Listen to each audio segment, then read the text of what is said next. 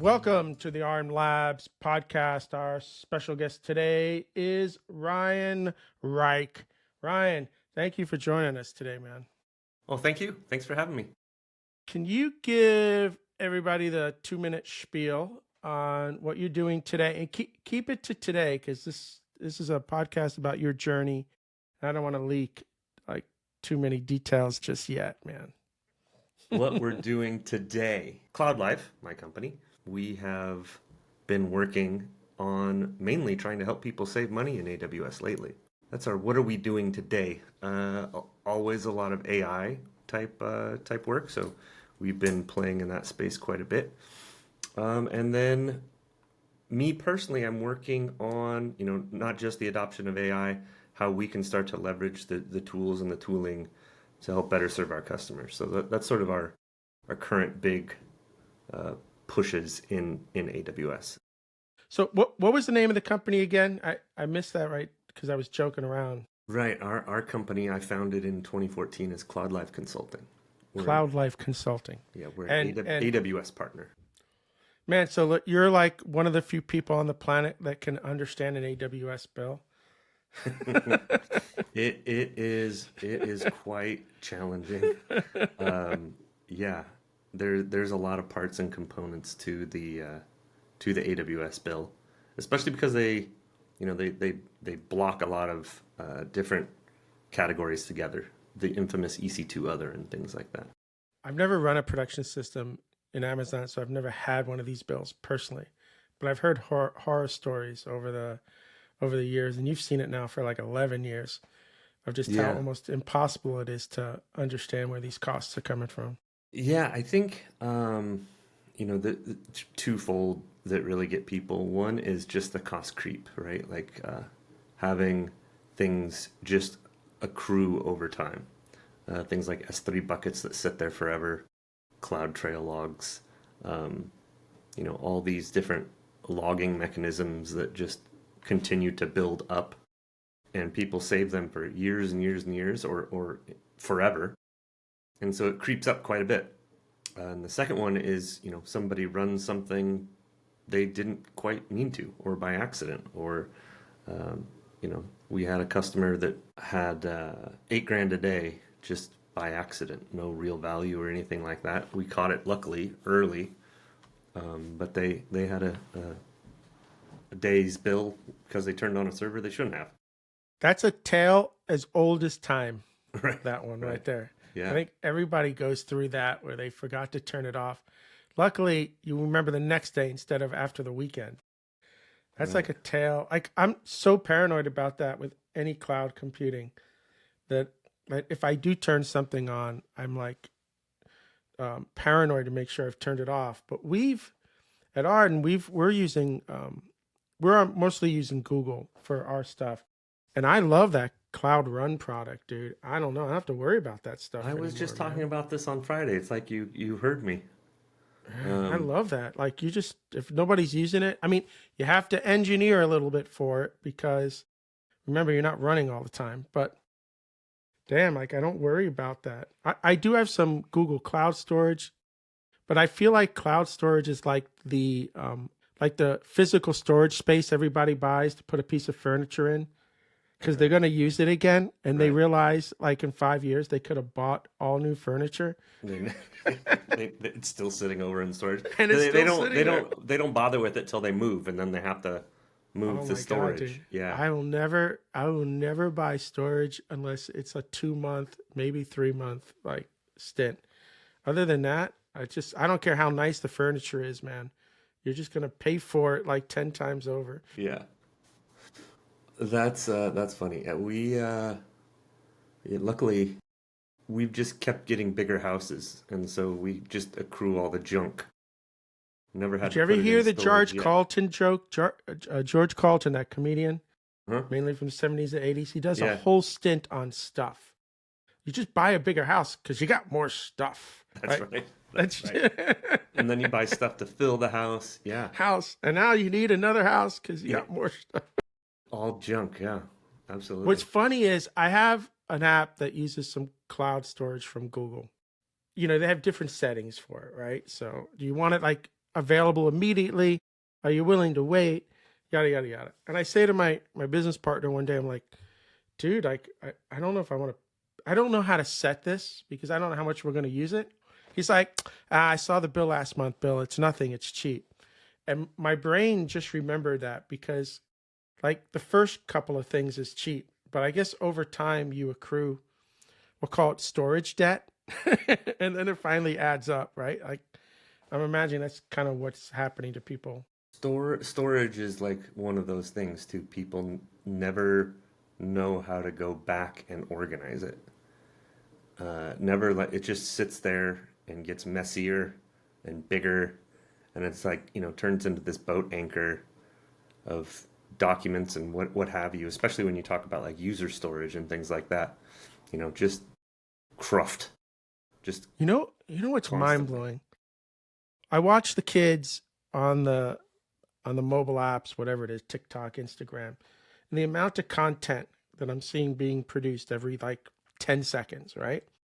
And then I go to Europe and I see all of that again, right? Content I would never see in the US. It's all being produced in the Czech Republic. And then I was in Brazil and I'm seeing it all over again. And my mind went, how much actual storage is there on the planet right now that we can produce this much content every second all over the planet and nobody ever is told that it can't be saved? Like I can't even imagine this problem or even trying to solve it. Obviously it's been solved. That kind of scale is pretty insane. There was a stat a while back, like how much data was growing per second, and it's like there's people there just adding storage to the drives continually. I can't comprehend it. Like at some point, we're gonna have the state of Nebraska just be a data center of just hard drives, right? Like I just can't physically comprehend that we have that much storage even available today. Yeah, that's a good one. Let's go back to Cloud Run. I want to ask you more about Cloud Run. So I've seen AWS has App Runner, AWS has Fargate, and a lot of these other services, but there's still a little bit of a lift from a knowledge perspective. I've heard Cloud Run, you don't necessarily even need a Docker file.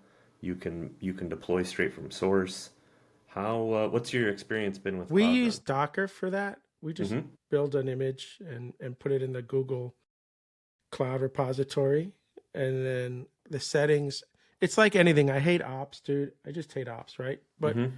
once you figure out the settings, then it's easy, Mm-hmm. right? You got to fight for an hour, I guess, for that. But it's essentially nothing more than, and I code in Go. We do everything in Go. So Gotcha. just build the Go, put it in an image, deploy it to GCR, I guess it's called. Right. And then you tell, and we use Cloud Build for that too. So we basically leverage Cloud Build to build it, and we tell Cloud Run where it is. And most of the stuff we're doing, whether it's our website or AI demos or whatever that is, we basically say don't run until it needs to get hit. I tell you, it spins up super fast, dude. Like better than Lambda functions ever did. I'll tell you Yeah, that. and I saw you can connect GPUs to it. I haven't played with the GPU stuff in the cloud because if I'm going to do GPU stuff, I have services like Prediction Guard, which is one of our clients. So I Mm. get to access some models sort of for free. But yeah, I don't even know. I'm not even sure. I don't know. I'd have to ask That's somebody. perfect though. That's what you want. Yeah, I don't even know because I haven't wanted to run my own model. But the problem with so think about GPU for a second, right? You're using GPU mostly when you've got a model, whether you've embedded it or not. And that stuff always takes a little time to warm up. So I don't know if a Cloud Run would be your best place to, right? Because now you're back to that Lambda. I need 30 seconds for it to sort of be ready. So Right. you better have that sort of latency involved in whatever you're Gotcha. doing there. Huh. But I'm impressed with how fast it can come up, like how fast. And dude, I build Go services that host like several websites. If you go to ardanlabs.ai, you'll see the homepage. You'll see 3 demos that are there. and it's all in one go binary. All those static. We basically use some JavaScript. I like vanilla JS, but I have Go serve up all the websites all in one binary. All the websites that you see there, it's just different URL structure, right? And it's just so amazing, dude, to be able to just deploy one single. Now, these aren't like platform things we're doing, Right. okay? I mean, if you're building a platform and it's truly enterprise level stuff, Kubernetes comes into play and that stuff. But Yeah. dude, I mean, if you could get a single binary to just host everything, which is what Go is great with. It sort of plays into the larger narrative. We've really been trying to get into the startup space a bit more. And so looking at, easy ways to run infrastructure, easy ways to get people up and going quickly. Every startup wants to move as fast as possible. And so, we've been leaning on System Initiative and Fargate, along with the services around Fargate to do that. And I started playing with App Runner a little bit, which is the AWS version of Cloud Run, and it wasn't a terribly enjoyable experience. And so that's what led me to Cloud Run. See, I don't know how you must be fighting the Kubernetes bug then, because everybody thinks they're Google scale, and then everybody thinks they need to be running on an orchestration system. Right. Like Kubernetes. And there are companies that do, don't get me wrong. Like when you need it, it's there. But if you build and architect things in a certain way, right, you don't need that complexity. You know that. But you've got to have customers that want to run Kubernetes. Yeah, we have several that we run on Kubernetes. You said you don't like ops. I don't either. And so your company's an ops company. Yeah. Well, I mean, yes and no. We are an ops company, but that doesn't mean that's what we want to focus on, right? It's an interesting thought, and I'll have to dive into that a little bit more. But Kubernetes is right in some scenarios, right? It's the right tool for the job in some scenarios, and then it is not in some scenarios. And so I think the vast majority of companies that just have, a handful of apps that want to sort of get up and get going quickly without the overhead of maintaining Kubernetes. So here's the problem. Okay, I'm 56. I've been in this industry since, say professionally, since 92, right? Graduated in 91. The older you get, the less complexity you want in your life. Once an engineer reaches about 10 years, they begin to be rational and practical about complexity in their systems. It takes about 10 years. If you're really lucky, you get there in 8. And so for me, what happens is everybody starts out with this idea that they need to play with the latest, greatest stuff. They don't care how complex it is. They need to learn it because they're either falling behind or they're not where they feel they need to be industry-wise. And so you see what you're seeing there, right? They're using Kubernetes or some other system, and they really shouldn't be, because you don't need that complexity. But it doesn't matter, because that's where their head is right now. And then by the time you get about 10 years in, you start to go, I like to sleep at night. I don't think I really want that in my life. How do I sort of simplify things and be able to build this in a different way? The problem is that those people need to start talking to you almost before they start building the next thing, because they've already built it in a way to maybe running Kubernetes, right? And added more complexity to it. And here's my favorite saying. You can't take something that's complex and make it simple. We've already said it's complex. But you could take something that's complex and make it 10,000 times more complex. Yeah. Right? I'm not quite that as tenured as you are, but I'm not far off either. And for me, the simplest systems are the most elegant in my eyes, right? Like it's easy to throw complexity at a lot of these problems. And then when you go and try and fix it or troubleshoot it or do something like that. Either the only person that knows what's going on is the one that built it, or you're just going to spend days and days going down the rabbit hole of trying to figure out what is broken and why and where. And so yeah, the royal we, in general, try and just keep everything as simple as possible, because the complexity will come over time, right? As you want to do more things and add more features and what have you, it naturally leans towards becoming more complex. So yeah, we really like to lean on Fargate quite a bit. So that for us, no managing EC2s, no waiting for EC2s, no need to bother with any of it, and it's been pretty good for the most part. We've scaled quite a bit. So the Fargate is the serverless piece, huh? So that's like when I was saying lambdas, right? You're just building small little functions, essentially the tiniest little programs that you call. But I was playing with that stuff for a long time. I shouldn't say a long time. A long time ago, I played with that stuff, and the latency just didn't allow it to be usable beyond truly background things that you didn't necessarily have to wait for. Yeah. At Fargate, we leave running. So Lambda is the one. Yeah, we'll run scheduled tasks or long-lived services. Typically because, yeah, the latency to start up a container is a couple minutes. Nowhere near. So you're basically using it like Cloud Run in a sense. Yeah. Like you're in a sense, right? You're starting it up and you're saying leave at least an instance running. And so that function or that feature functionality, whatever it is always available. Right. Yeah. And it's less expensive than something like a Lambda. Did you ever see that article from Amazon a couple of years ago where one of the engineering teams said, we did this and this was bad and they got rid of all of it? I don't know if it was on Fargate or not, but they did everything. It was, I vaguely remember it was Prime Video, I think. And they completely moved off of one of their serverless platforms. Yeah.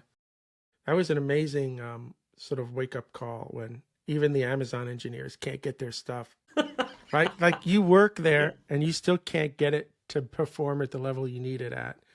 The kind of, and I'm not blaming any engineering on ops there. It's just, right? I was so nice that they just came clean and said, yeah, this wasn't the right choice. Okay, and here's why. I think that it's so rare that when engineering teams and companies are honest, it's sort of refreshing when you hear like, hey, we made a mistake. The other one, what was the Basecamp guys that went to on-prem? They bucked the the name of the Basecamp people. I think I vaguely remember something that. 40, whatever. I'm drawing a blank, but those guys did the big, sort of publicity that they were moving out of the cloud and back into the on-prem world. It just not. We got to jump in the time machine, but I just want to finish this thought, right? Mm-hmm. From a company perspective, because I asked my business partner one day, I said, dude, why don't we buy a decent machine? Maybe you spend 10 grand on it. We put it in the office and we can run some large language models on it, because I don't want to have to pay every time I want to play with this thing. And I can run Olama locally and that's fine. But when I'm using a different model for the production system that we deploy to Cloud Run, right, I got to start all over again almost with my prompts, or at least I can't just publish it, okay? And he looked at me and says, Bill, we can't do that. He goes, one, you're going to buy a piece of hardware that basically isn't going to be worth anything. Now I've got accounting issues, right, where I've got to depreciate that over time. And I promise you next week, there's going to be another machine that we wish we had with some better GPU. Of course, yeah. Right. And now we've got it in the office, which we rarely go to. Like, he just started laying out the financial, the accounting, and I just went, okay, all right, we're done. Like, I get it, dude. He's like, it would be just cheaper for us to make the API calls and pay for it over time. And it just seems like the cloud has sort of made, even though it's expensive, cloud computing can be expensive, I just don't. He made it feel like just running your own data center isn't practical anymore. No, no desire. No desire. We did that. I mean, Done that. I run Olama locally occasionally, but I've really found that sort of the premier LLMs, right? The Anthropics, the OpenAIs have better models. I really haven't found a local model that beats out those APIs. Well, I would Yeah. say that I can run the Llama Meta Llama models, even the 3 billion one or the 70B will run on my M2. They're as good as any of the other models I've ever Really? played with for what I'm doing. I don't need a lot of accuracy in the stuff that I'm doing. Mm. And so it's been my experience that even the 3 billion models, parameter models, have been just as good, maybe not as rich. Mm-hmm. Like the Llama 3370B model is more up to date with the internet. I don't know if it was 24 or something, right? So Mm-hmm. it knows a lot about me and Ardan Labs and stuff, where the smaller model didn't. Mm. So for me, it's all about accuracy versus performance at some point. But my big problem isn't even that. It's great. I've done all this dev on a local Llama 3.3. Where can I run that one in production? Right. Right. Starting again, I'm almost starting over. Like that to me is the bigger problem. Yeah. But I would love for you to try to look at some of the smaller parameter models, and you tell me in all honesty that that extra level of accuracy you're getting made a difference.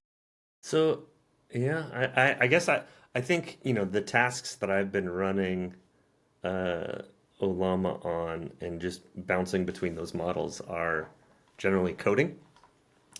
And I'm not, like I was working on building MCPs and things like that, and it didn't, it just didn't cut the mustard compared to some of the newer stuff running But on that could be more Claude. like ask the model like what I don't know how to ask it this, but like the date and time of its last, like how far Right. how far in the past is it? Because if it turns around and says 2023, that's the problem. It's not Right. anything more than that, right? All right. But Well, if you convinced me to try it a little bit more at least. yeah, I would just ask that. If you can get a small model, even if it's 2024, I'd be interested in seeing if it's, because remember, you're trying to do code, so it needs more code patterns, it needs more things, it needs, right? That's where maybe the 70B is going to be better, and a 3.3 70B is going to be better just because it has more in it. And you run that on an M2? I can run the 70B on the M2, but I'm not telling you it's fast.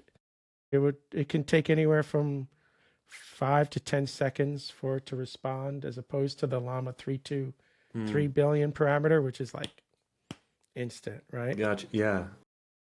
I'm trying. I absolutely. I have I have the M3, and I got the.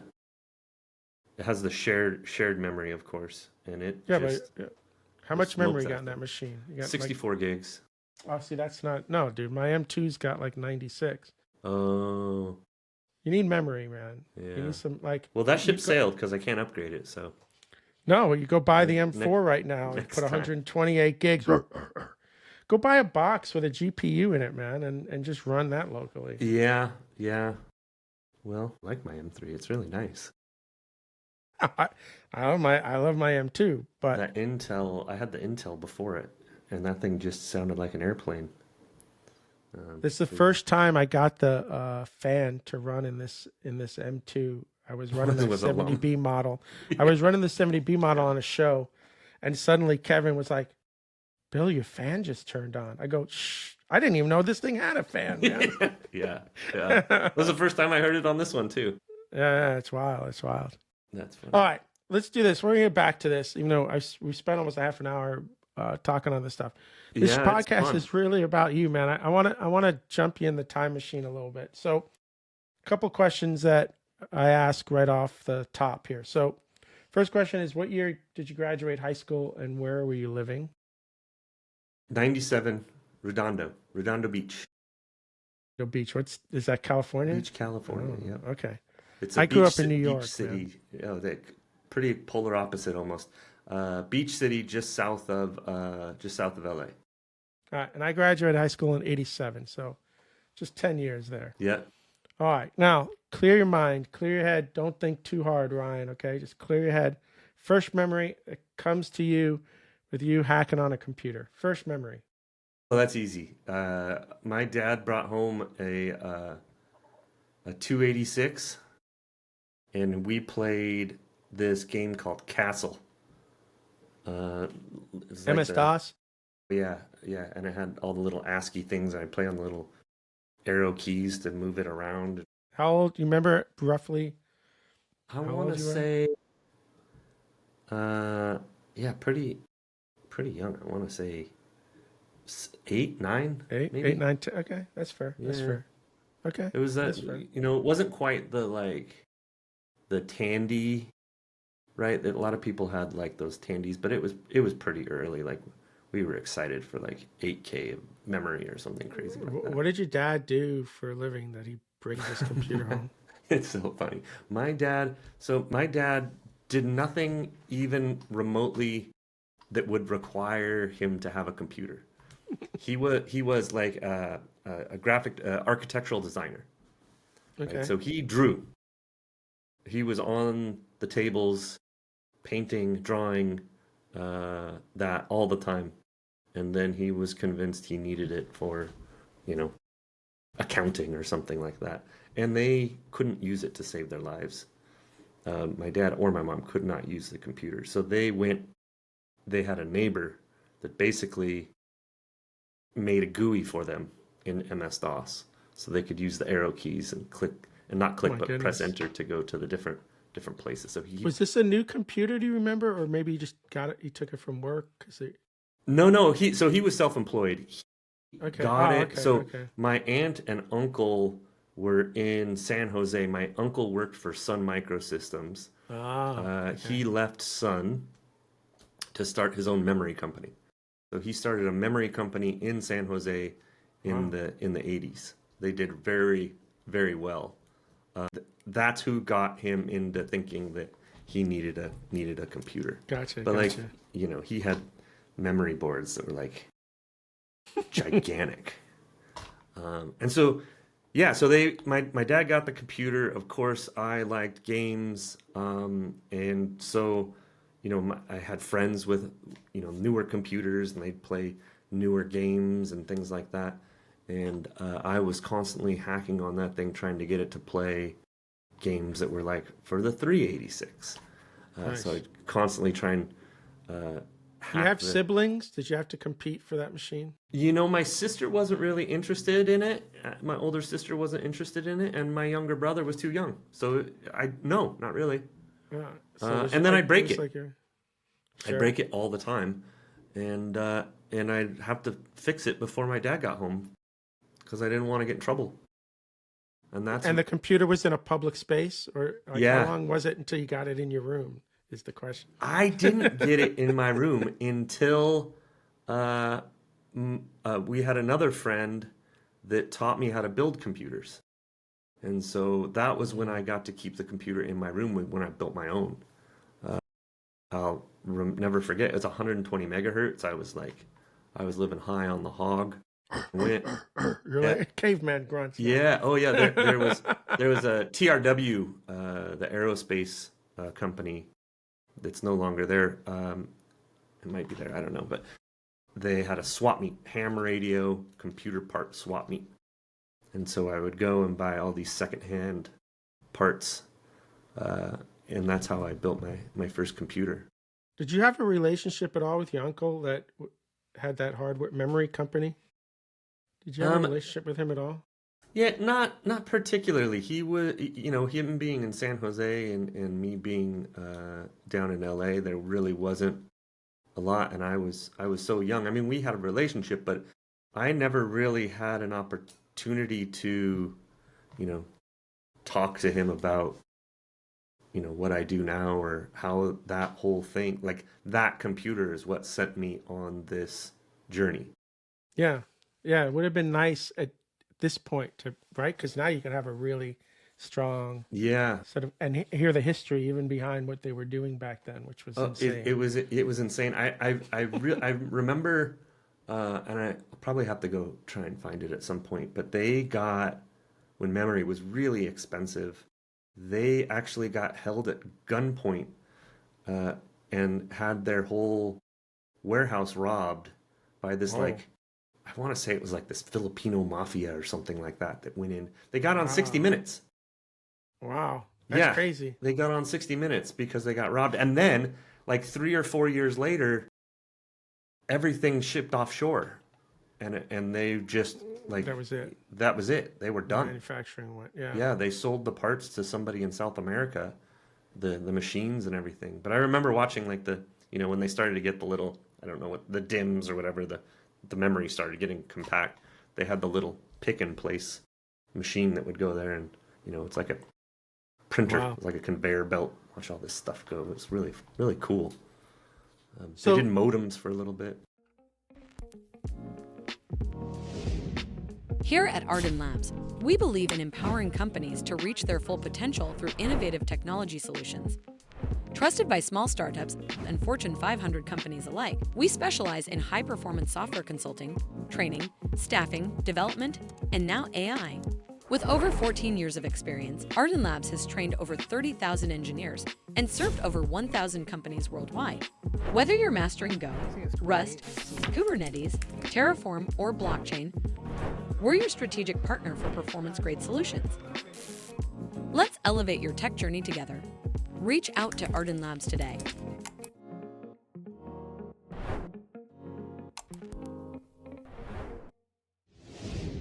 tell me about high school, right? Those 4 years are really sort of, they form your personality. You hope to find what you're going to be interested in too at that point. But what were you doing in high school? Was there sports, music, art? Like, how were you spending your time? So I was a traditional, sort of beach area kid, right? I was at the beach and playing baseball. So I Like focused. surfing stuff? Cause, Yeah, right? yeah, surfing. I did lifeguards in the summer, and played baseball year round, and did all of that. I really like computers. I liked, tinkering with them, but I really didn't even consider it a career. I thought I was going to go into sort of architecture, follow my dad's footsteps. So then Um, when you're about to graduate, you're thinking university. I mean, that was like the standard thing back then. yeah, Like you went into university, but Cal Poly San Luis Obispo Cal Poly. was So, where I wanted to go. okay. And I didn't. As the time got closer, I don't know if it was nerves or what, but I ended up going to a local junior college with some friends, and took the safe route. Did you know what you wanted to study? Was it an engineering thing then at that point? Architecture? So I originally started, and I wanted to do architecture, so I went into like all the architecture classes. AutoCAD was becoming a big thing then, so took a bunch of AutoCAD classes. Um, but yeah, I wanted to do architecture, but I sort of grew out of it a little bit. And then I switched to computer science. So I started working on all the math for computer science. Was that like after a year? You did a Yeah, year? yeah. You It was said, like maybe I was at El Camino for way longer than I should have been, but maybe like yeah, like I think 3 semesters of architecture, and I was like, I'm gonna go focus on computers. So I did switch to computer science. And then I was in the first day of thermodynamics, just sitting there. like, what did I just do? This is not for me. And so I switched again to management and information systems, the Wow. business So degree for. that's weird. You had to take a thermodynamics class for a computer science degree. Yeah, Right? working. I didn't realize I would need to take that either. And so once I realized I was going to have to take thermodynamics and like those higher end physics classes, I wasn't having it. I was not Wow. having it. And so I switched to a business degree. All the while, I got a job when I was 19. I moved out with my girlfriend at the time, now my wife. We moved down to Long Beach, and I started working for Turner Construction as in IT. Interesting. So, but while you're going to university, Yeah. but the university campus was over there. Is that the idea? No, I mean, no. was it remote? Yeah, I had to drive up to Torrance What to is go that? to. How long did you drive? It's not too bad. 30, 20 minutes, something like that. Okay. Yeah, not It's too not bad. like an hour or something. Yeah, and then we moved out, and I needed a job, so I went and got a job at Turner Construction doing IT at a construction company. Was It's she like- going to school too at the time? Yeah. So she came back. Her father passed. She came back from USD, went to El Camino with me, and then we both transferred to Cal You State. met her Long at El Beach. Camino, or you met her in high school? I met her in high school, Okay. but we didn't start dating till my second year at El Camino. Gotcha. Would be her first year, or maybe my. So then you guys decided I guess you were living at home when you first started Mm-hmm. college. So you decided, that's it. We got to get out. We got to have our own place. Yep. But now I need a job. We still got to finish school. Yep. So I went to do what I could make the most money with, and that was in computers. But that was a full-time IT job? No, it was part-time. They let me work around school, so I'd be there like 3 days a week, and then have 2 days I'd be at class. But she must have worked too, dude. I mean, even in 97, 98, 99, it wasn't cheap to have your own. No, she worked at Trader Joe's and not Whole Foods, Bristol Farms, so Okay. grocery store. And you made enough money to have your own place. Wow. $600 You a couldn't month. do that today, man. Yeah, like poor kids today. Yeah, Could not pull that off today. I can barely afford to live. Yeah, no, all of that has changed quite a bit. But yeah, we worked our behinds off to get what we got. But yeah, it was reachable. So 97, you graduated high school, you started university there in the fall. And my guess is since you changed your major 3 times, that had to at least throw another year at your problem. Yeah, I think at least. And then, towards the end, I really liked El Camino. A lot of the teachers were in the industry. And so you'd get relatively up-to-date information. I love that. Yeah, it was really, really cool. Some of the teachers that just were great, were really, really good. And it's not that Long Beach didn't have great teachers. Because I was in the industry at that point, working with some of the newer technologies and, going and then having to learn stuff that was now defunct was just infuriating to me. Like, Yeah. They don't just to get the paper. Yeah, they don't use this anymore. This isn't relevant or relative to anything I'm doing. It has nothing to do with anything. I guess it's good to know. They put me on the board of my college a couple of years ago for the computer science department. And long story short, right, it's a small university in New York, upstate New York. Long story short, as I told them, you should be teaching these kids the technologies that they're going to see at work. Not all this. I said, do some academic stuff, data structures, all that, right? But like teaching them cryptography isn't going to help them ever in their lives because there's almost no jobs. And Right. Why don't you teach them these things? Oh my God, dude, I got beat up. Really? What, these kids don't deserve an academic education because they're going to this little school? Well, dude, you have no idea the beating I took to the point where they kicked me off the board. Really? Oh yeah, because I suggested that to turn the university, the college computer science department into a trade school. And I'm like, I'm not saying turn it into a trade school, but at the same time, like this is what they're gonna see. What do you like? Oh no, beer, I got beat up. Beat up. That's terrible. And I mean, at the end of the day, you want the people seeking an education to come out with a relevant education. More than Call it ever what you want. today. More than ever today with the Yeah. job market the way it is. Call it whatever you want, right? There needs to be value in the time and effort they're putting into learning. I'm at the point now where unless you're going to an MIT or Stanford where you're going after the academic degree, okay, that's different. Okay, but if you're going to like my college and you're getting the computer science degree, right? These colleges need to start being able to have these kids show 4 years of experience already. Right? Because when you come out today and you've got no experience other than college, you're dismissed immediately. Yeah. Immediately. It's just, you're dismissed, right? And everybody wants at least 3 to 5 years of experience already. You need to get it. Yeah, I was reading somewhere that they were starting to look at experience as part of the admission criteria. What? Yeah. Essentially, they want, especially some of those big schools, they want people coming out that are going to be successful. Yeah. And they're trying to find ways that people are going to be successful. What better way than having somebody with experience already? It's a sure thing, right? Well, my stepdaughter, she's going to be going to St. Mary's / Notre Dame on the engineering program. She got into Rochester Institute of Technology too. These were the two schools she was competing against.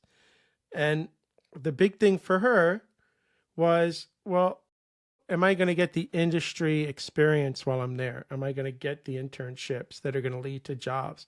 Because I told her that's what you need right now. Because without that, I don't know how successful you're going to have.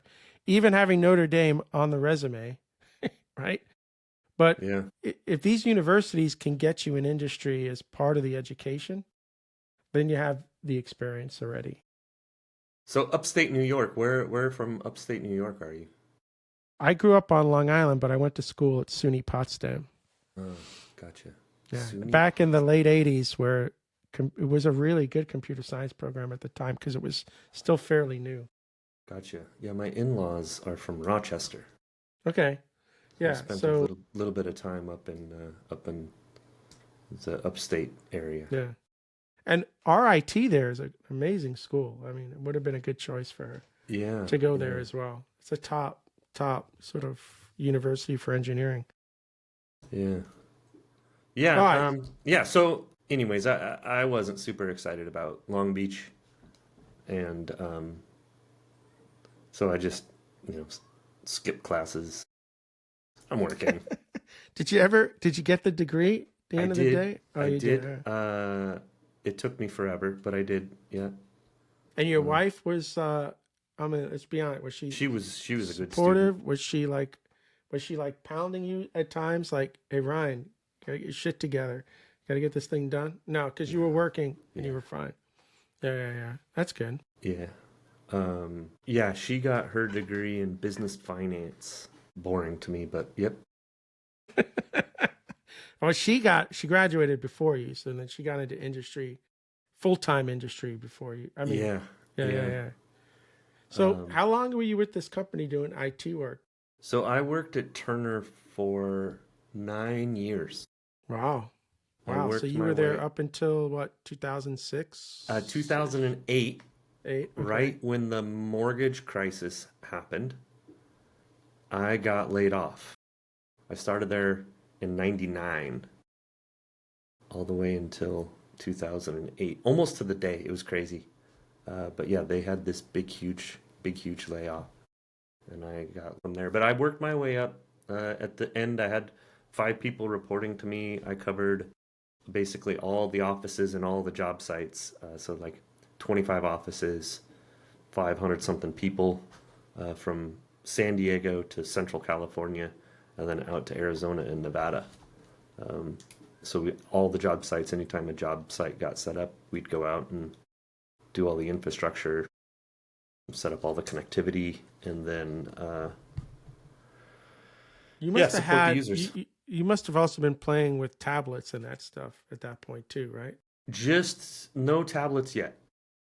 It was really, the big one was like LTE was starting to come out, and so trying to get internet to places that didn't have an address or didn't even have the facilities, that was our big push. So we started doing line of sight, those wireless internet and LTE hotspots, which were terrible but better than nothing.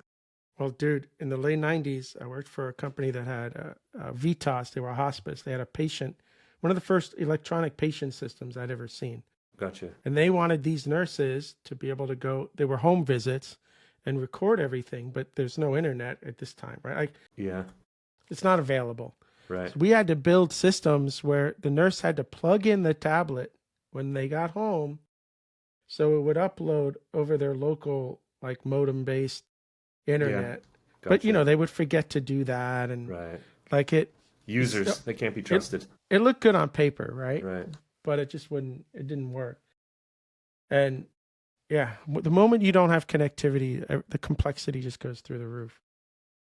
Yeah, it was pretty difficult. And when we first started, they really didn't have many good sort of internet-based email. So we'd go out there and set up a server, run Exchange on it.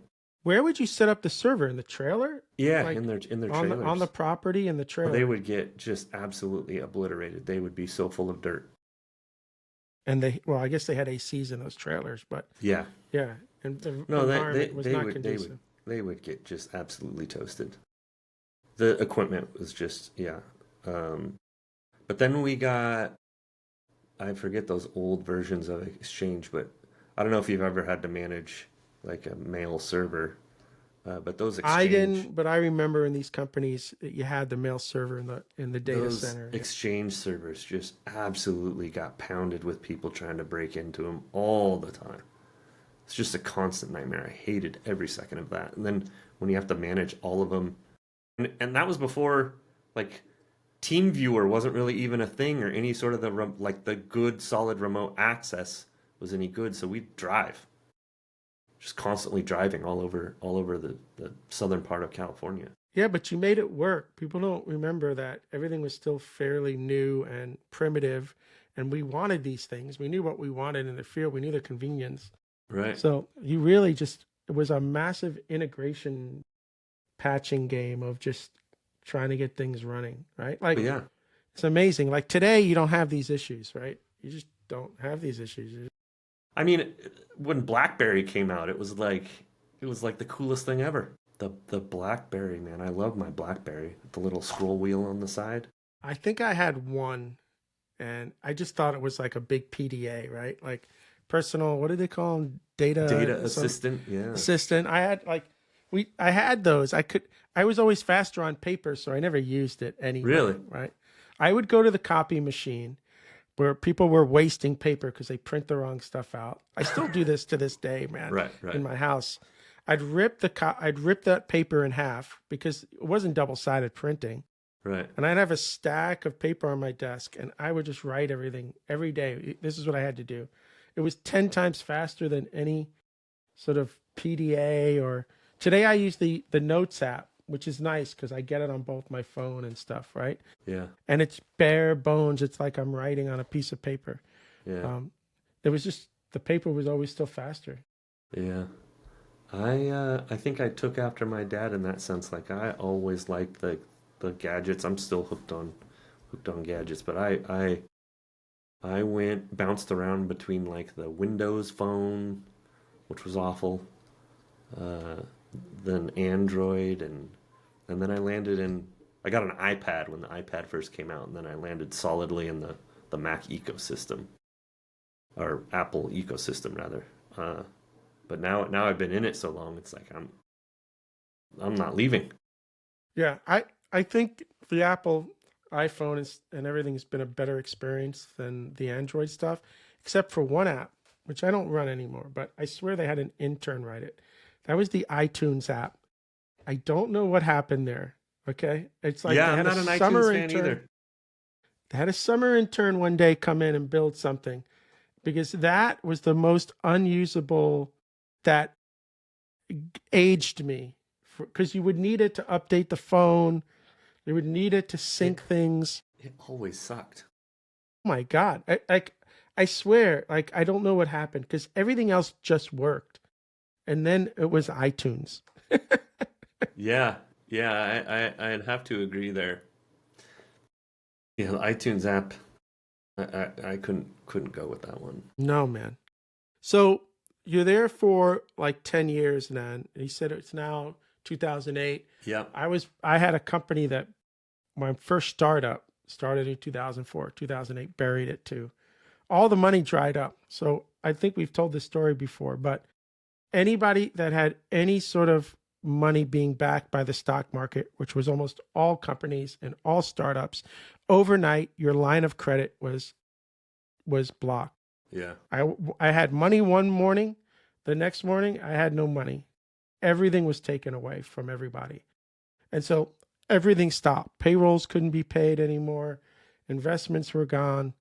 And this was like almost like for a year until they started opening things up again. It was a scary time for a lot of people. Really scary for me, again, because I was sort of living off of a line of credit as I was building up a startup. And overnight, I was like, I don't know if we can buy milk today. Yeah. Right? Yeah. I got in 2005, I got married, bought a house, and, like almost the tippy top of the market. And we instantly got because money was cheap back then, we instantly got a home equity on it. And so when I got laid off, it was like, okay, well, we have some home equity we can live on for a little bit. So no stress there. We're okay. We're okay. And then I got laid off. And then I think the very next week, I got a letter that they took it away. And it was like, you and me, same thing. Oh, crap. I went online one day to look at it and I saw the message and I couldn't believe it. Yeah. And then it became real. Wife was working, so it wasn't, the end of the world, but we had a mortgage. And so my neighbor traded commodities, S&P 500 futures, the ES. And so I thought I could do that. So I had a little bit of money and started trading S&P 500 futures and just watching the wild swings in the market. And did terrible. Absolutely terrible. Yeah, the day trading, I played with that for like 2 years. I got lucky on a pharmaceutical stock, made like $80,000 and walked away and gave it to like Edward Jones. I said, this will never happen again. Really? Nobody does that. No. Dude, I was making $1,000 here, losing $3,000 there. And I held on to this one pharmaceutical for like 3 years. I bought it like $5 or something, $3 to $5. They were finally finishing their third year FDA trials, whatever that was. And the next day I was either going to lose it all or I was going to make some money, and they got approved. Oh my God. And then over the next 3 months, enough to bank it. I could have made more if I didn't sell as fast as I did. But whatever. I took the 80 grand. I went over to Edward Jones and I never day traded again because I said this will never, ever happen again in my lifetime. You're much smarter than me. Never happen again. Yeah, but it's a lot of work every day, man. Like it interferes with your life a little bit because you're supposed to be working, but you got the market up, and you could put your sell orders in all you want ahead of time, but it's a lot of anxiety, a lot of stress. Yeah, I was not prepared for the emotional aspect of it. It's one of the few jobs you can sit there for 10 hours and end the day with less money than you started the day. And all of the fear, the greed, the all it all comes out condensed into a period, a small, very small period of time. So I remember very clearly sort of I had all the technical indicators on there. I really like to play Fibonacci sequences and volume. And the day before, like the Wednesday before the Thanksgiving holiday, I just went short circuited, because everything was lined up correct. This is the trade. This is the trade I've been looking for. Everything points to go. And I went and quickly just got stopped out of it. I'm like, what? No, that's not. And went again, quickly got stopped out of it. And at this point, I'm like, okay, this is good. This has got to work. And did it a third time. And I was miserable. Miserable. The whole Thanksgiving, miserable.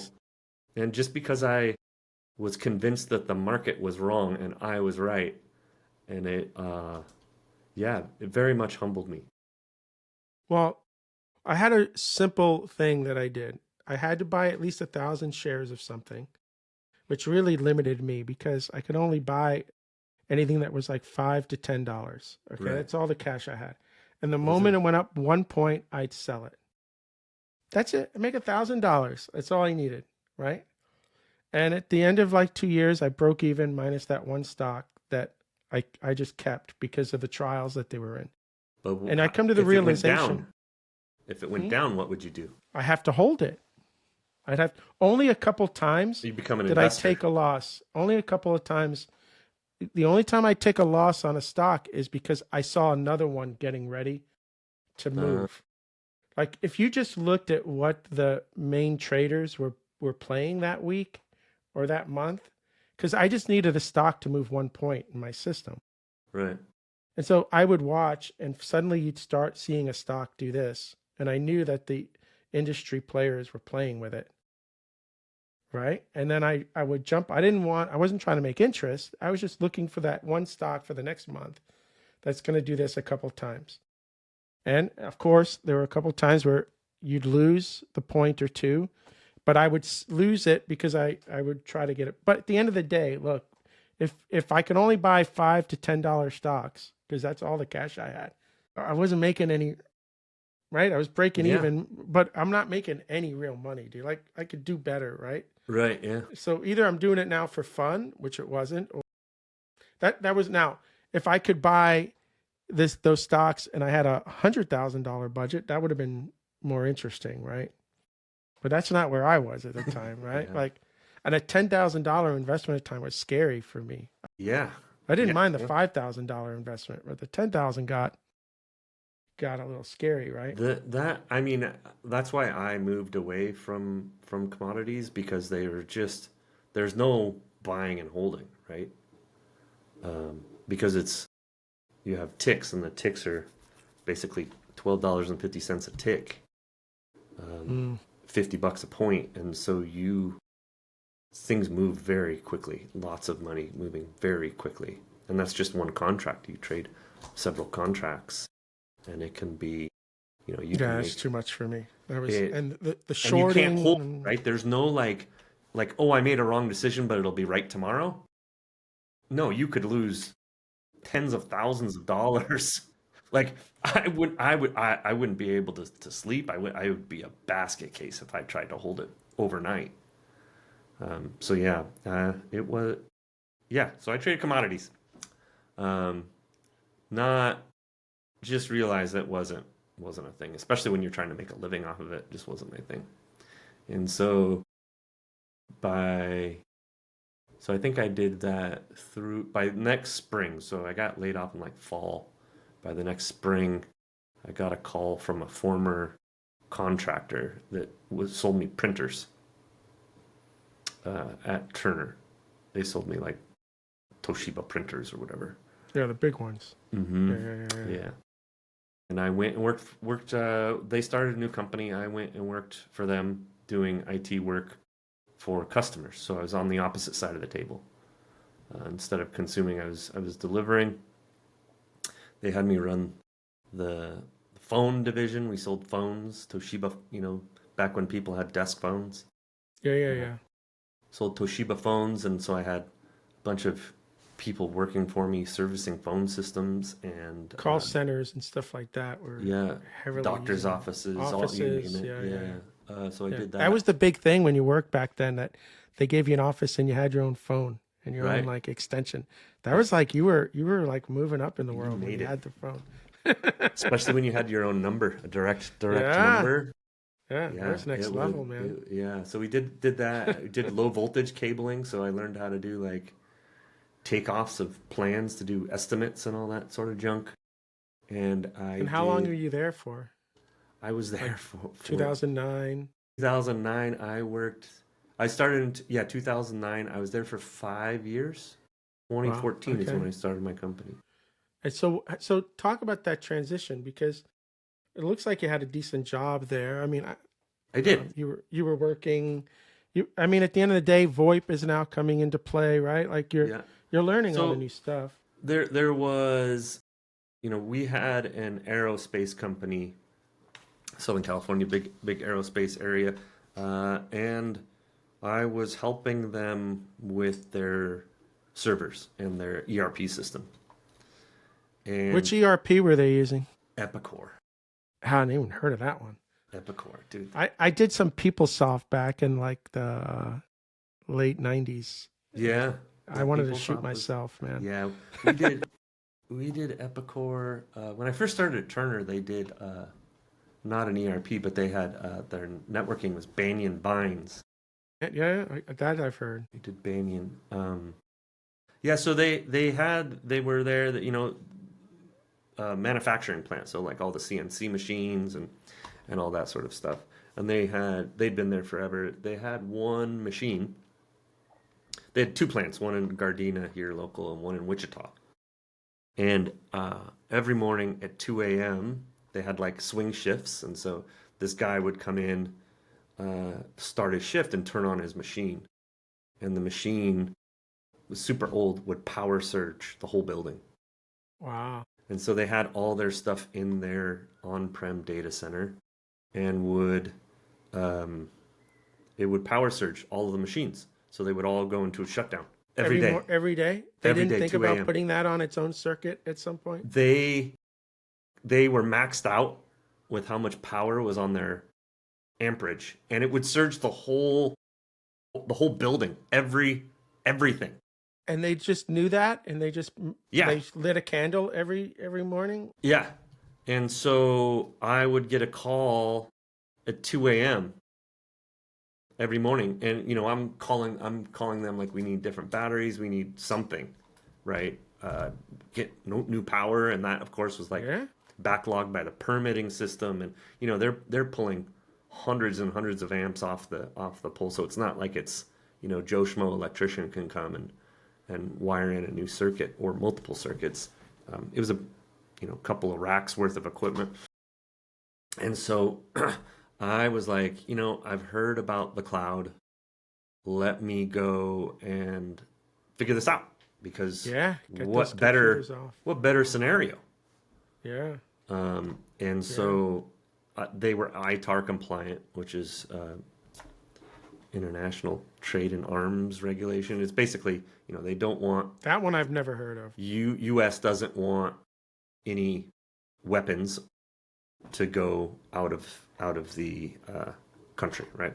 And so they made F-35 or F-18 or whatever engine mounts, and so they didn't want that. They were making parts for that stuff. Yeah, they didn't want that to go out of the country. So we needed an ITAR compliant cloud provider. So I Google it, and the only one was Amazon GovCloud and one other one. So I convinced my boss to send me up to Seattle for a week, and I trained on AWS, mainly with AWS people that were in the solution architect class, came back and built it. Back then, you were able to move everything off those local computers. Did you just provision hardware essentially? Yeah, so it was bad, and I'm sure probably not done correctly, but they had no UI in GovCloud at that time, so everything was command line. And me coming from like a Windows background, like command line, forget about it. So it took me a little bit, and we got it up there, and it worked great.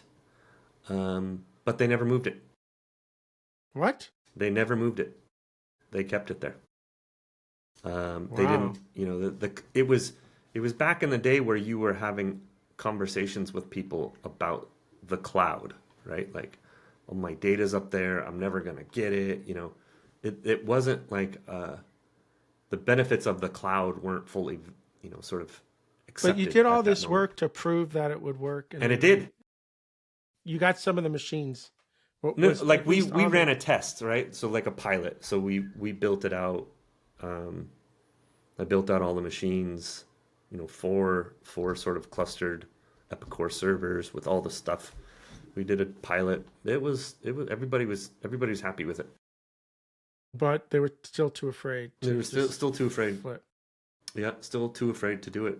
But that set the bug with me, right? And so I came back in. My boss at the time was just more interested in widgets, right? Selling stuff. He came from Xerox, so his background was like, you put a machine in somebody's office and then you charge them a monthly Service. fee. That's how you survive downturns, because Yeah, and people won't buy new product, but they have to maintain it. maybe get a point on the financing or whatever, and just Yeah. rinse and repeat. So he wasn't too excited about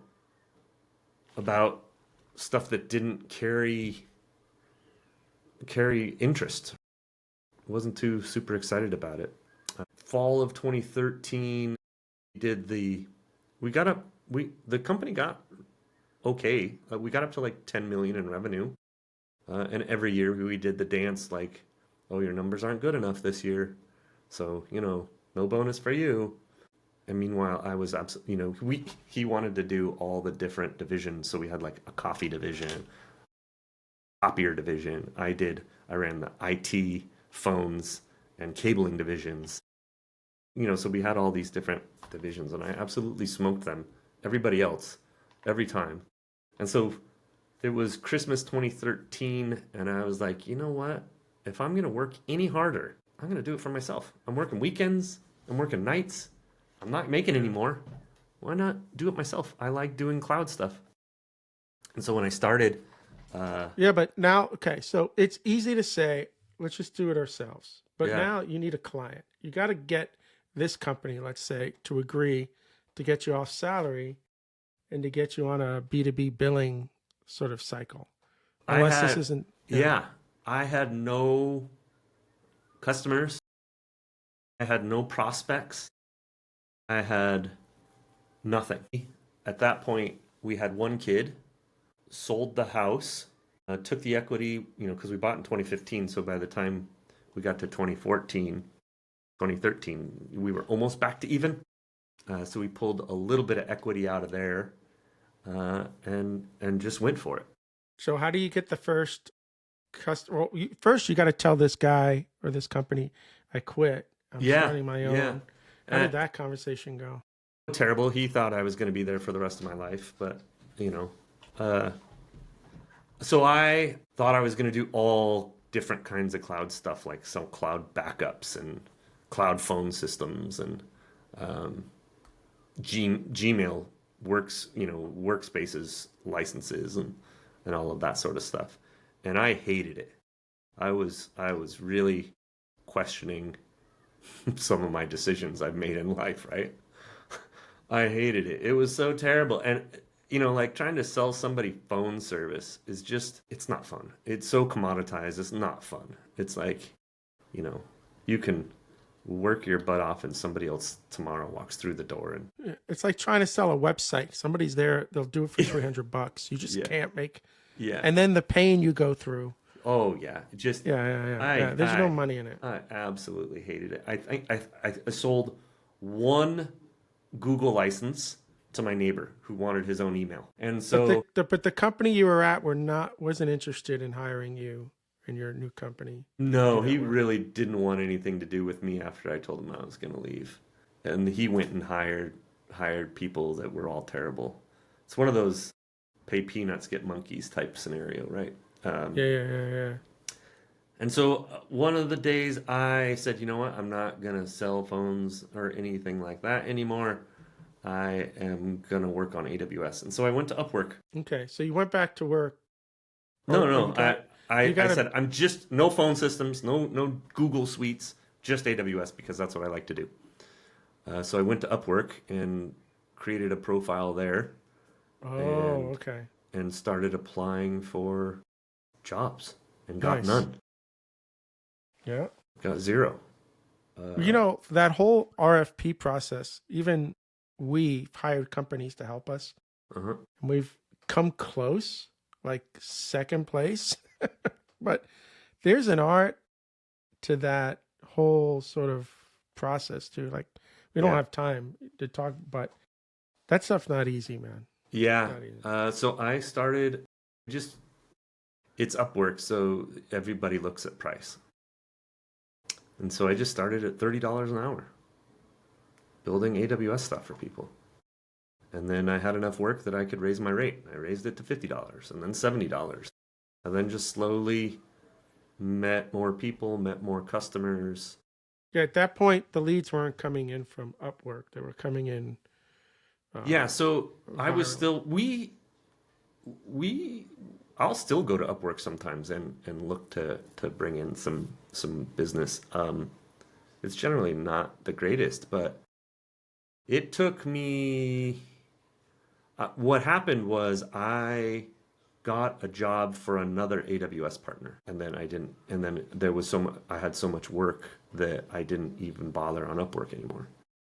And then from there, I was working for a medical company out in Tennessee, so I was flying out there 1 week a month, and then I started working for a mortgage company out in Tennessee, flying out there for 1 week a month, all for this. You have a team now of people that work for you? Yeah. So I ended up getting an opportunity through a recruiter to consult at Riot Games in Santa Monica, which was amazing. So I consulted at Riot Games from 2016 to 2019, and I met a bunch of people and tricked some to come work with me. And then over time, tricked some more people to work with me. And so we're up to about 20 now. That's a good number. Yeah, I was getting nervous a little bit, Ryan, because, and I say this to everybody, right? You're not really making money if you're only making money when you're on your feet. You're making money when you're sleeping, right? And so when you're starting a business, it's all you generating the revenue. You have to be on your feet. You have to go get those jobs. You have to do that. And it sounds like, I love the strategy, right? I'm not going to say no to anything at any price right now because I got to meet people. I've got to create connections. I got to pay the bills. I got to pay some bills. So Yeah. I'm going to do that with the idea that I'm going to raise those prices. We did the same thing at Ardan early on. It's right. You do what you have to do. You don't say no to anything. Yeah. But not until you have enough work where you can hire that person and make some money on their head are you actually making money, right? And I say that without hiding it because people in our businesses that like to pretend that I'm not making money on your head is just silly, right? It's just silly, right? No. Right? I've given you a job. You're happy with the dollars you're making. I got some margin. Everything's fine, right? But that's where you got to get to.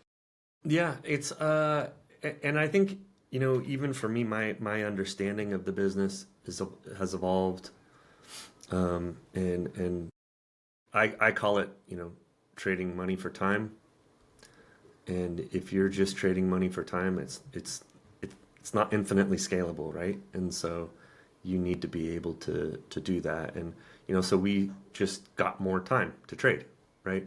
And so what we're working now is we're working on, building flat pricing for people for sort of fixed services per month, sort of a flat price. I love that. I hate non-flat. I tell this to everybody. I just need to know what my budget is every month. I almost don't even care at some level what the number is. But if you give me that same number, I can account for that. Right. Yeah. And we're solving a problem for you, and you know how much it's going to cost every month. And then it's on then the onus is on us to do it effectively and efficiently. Yeah. So you're making money and not losing money on top. Yeah. Yeah, So yeah, that's yeah. really this last year, and I've been trying, different variations of this for a few years now, and I think we have it down to a pretty good area where we're just it's really cheap for $250 a month.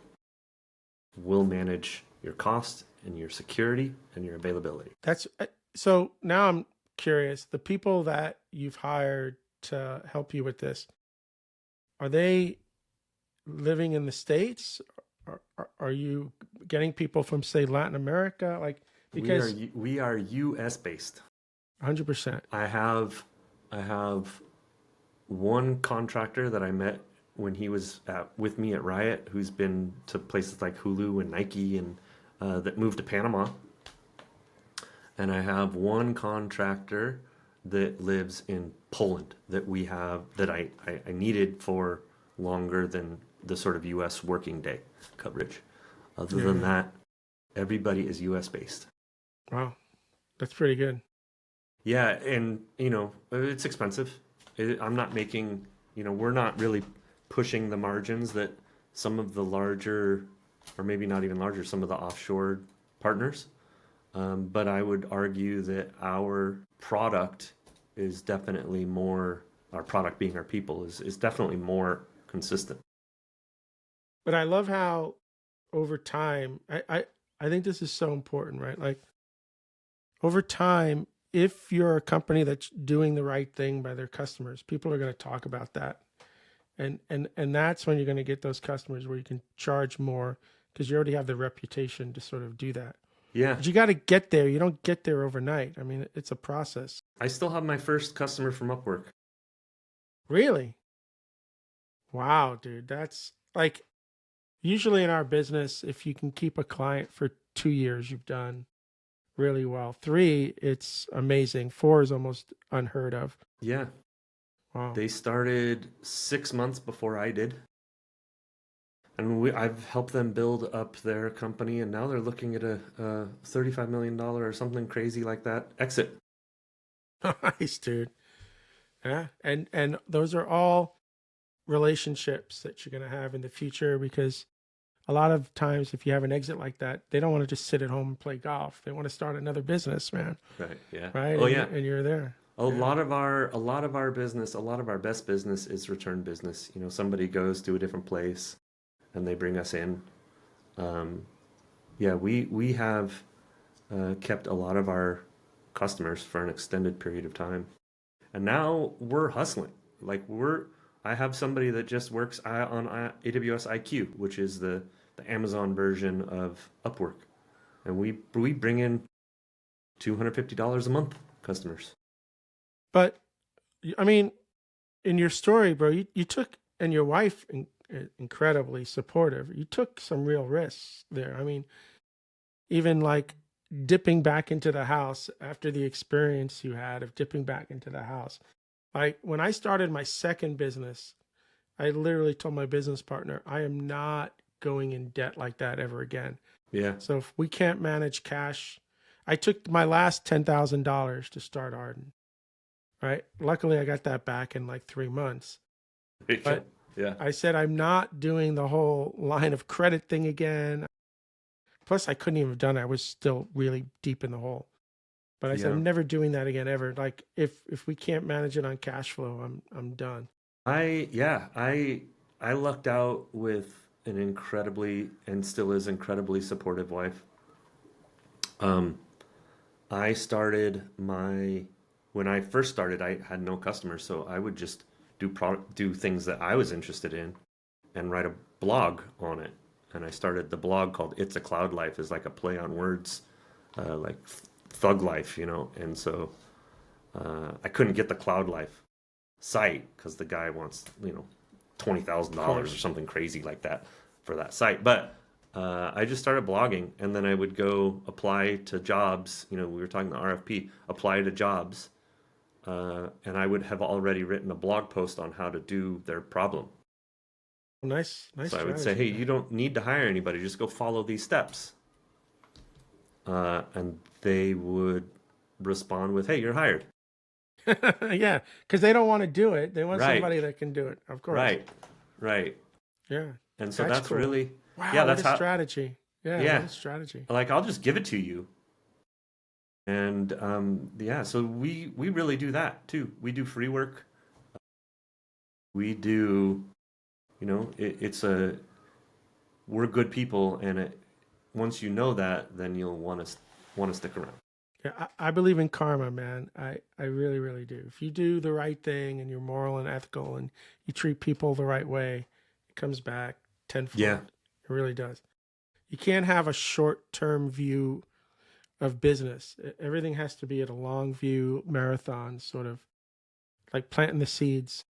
I get a lot of people that ask me, like, they want to start a company, or they want to do something like that. And they go on Upwork to try and get a job, and they don't on their first attempt or whatever, and then they give up. Mm, yeah. And it's a grind. It's a marathon. Yeah, it is a grind. Yeah, it's a marathon. But yeah, here I am. We have our up days and down days, just like everybody else, and it's just me, fully bootstrapped, no funding, no cash, no nothing. So everything is just run on cash flow, which is both Best. Awesome and The best. and anxiety ridden. Twice Right, a month, but- I'm a little freaked out, but it's been awesome. I made payroll this month. There you go. Right? Every time we write the check for the mortgage, I'm like, we get to stay in the house for another month. This is great. Check. That's all. Yeah. Anyway, we're out of time, dude. It was really fun. It was amazing talking to you, man. If anybody listening to the show wants to reach out to you, and we'll put this in the show notes, what's the best way to reach out? So our website, we have a new website, is cloudlife.io, and my email is ryan@cloudlife.io. Pretty straightforward. Love it. All right. Well, again, I do appreciate your time here. This is a great story for people who are thinking about starting their own sort of service business. Ryan's, story is great, right? Maybe you don't do the Upwork thing, but you gotta be out there grinding. You gotta give yourself some runway. You gotta prepare for this to be a marathon, not a sprint. And this is the story that I hear. Even my story is very similar, right? Like, this is what it is. So if you're not willing to put in the work and deal with the good days and the bad days. Yeah, I think you're absolutely right. It's a battle of attrition, and believing in yourself. And there are no shortcuts. I think there are no tricks. There's no secret sauce here. It's just hard work. It helps to be in a good industry, right? It helps, and definitely helps to do something you'd like to do. And over time, when you develop the relationships, things can get a little easier as well. But you've got to develop those relationships through just hard work, being honest, and then also just being successful for that person, getting it done, right? So eventually, I could over go on time, forever. yeah, right. But I mean, the reality is, in another 10 years, you're going to have such stronger relationships that should make it easier to get the bigger jobs too. Like, that's what I'm saying. It's not secret. When you hear about somebody who just landed this big company, Right. it wasn't out of the blue. They had relationships. They've done things already. They built that ability to get there, is what I'm saying. And so, Oh, for sure. Yeah. It's not, very rarely do you have the overnight success, right? really rarely. And most people do not. They say most people's third business is the one that sort of makes it. I've been lucky with number 2, but it takes that many attempts to make the mistakes to learn from it. Yeah. Knock on wood. We're hanging in there. We're hanging in there. All right. So this is the Ardan Labs podcast signing out, and Ryan and I hope to see everybody again real soon.